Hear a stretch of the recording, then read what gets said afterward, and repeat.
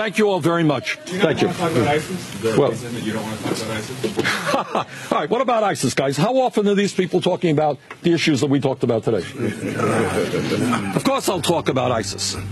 But today what we're talking about is a community in which half of the people don't have jobs. We're talking about a community in which there are hundreds of buildings that are uninhabitable. We're talking about a community where kids are unable to go to schools that are decent. You want to ask me about ISIS? We will talk about ISIS. Yes, we could get rid of Gaddafi, a terrible dictator. We came, we saw, he died.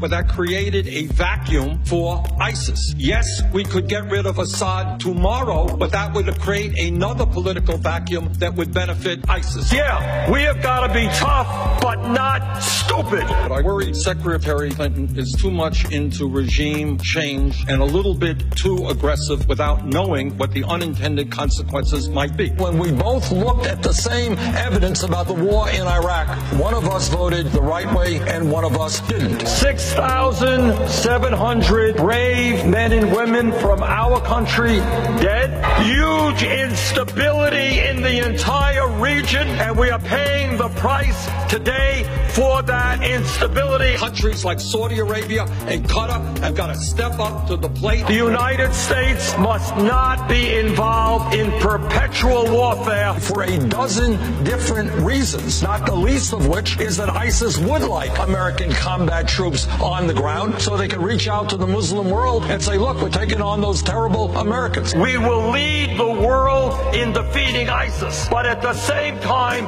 we will rebuild the disappearing middle class of this country. What you have now is a very dangerous moment in American history. Our people are fearful. They're anxious about the fact that they are working incredibly long hours. They're worried about their kids, and they're seeing all the new income and wealth going to the top 1%. And they're looking around them, and they're looking at Washington, and they're saying, the rich are getting much richer, I'm getting poorer. What are you going to do about it? What are you going to do for my kids? Big money interests have taken more and more out for the few and left the working people and the poor out to dry. And somebody like a Trump comes along and says, I know the answers. The answer is that all of the Mexicans, they're criminals and rapists. We got to hate the Mexicans. Those are your enemies. We hate all the Muslims because all of the Muslims are terrorists. Meanwhile, the rich get richer. This democracy is evolving into an oligarchy. One family, the Walton family, owns more wealth than the bottom 90 million Americans. Many of the people who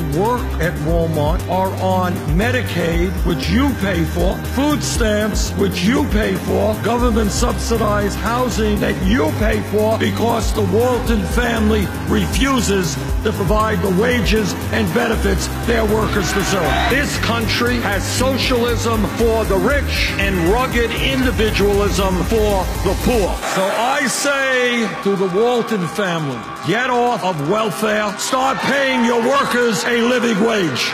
I've got a problem. I've got a problem with a president and a Congress which allows 5 million children to go hungry, 2 million people to sleep out on the streets, cities to become breeding grounds for drugs and violence. We have more people in jail than any other country. What do we have to do? Put half the country behind bars? If you want to get tough on crime, let's deal with the causes of crime. Let's demand that every man, woman, and child in this country have a decent opportunity and a decent standard of living. Let's not keep putting poor people into jail and disproportionately punishing blacks. Obviously, ISIS and terrorism are a huge national issue that we've got to address. But so is poverty, so is unemployment, so is education, so is health care, so is the need to protect working families. And I will.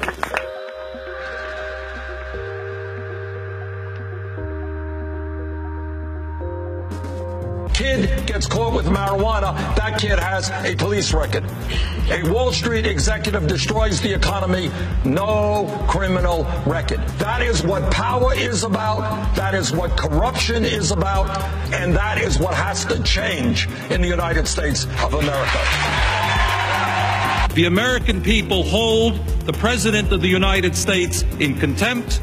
They hold this institution in contempt. They hold the Republican Party in contempt. They hold the Democratic Party in contempt. They think that maybe, given all of the crises facing this country, it's about time that there was some bold leadership here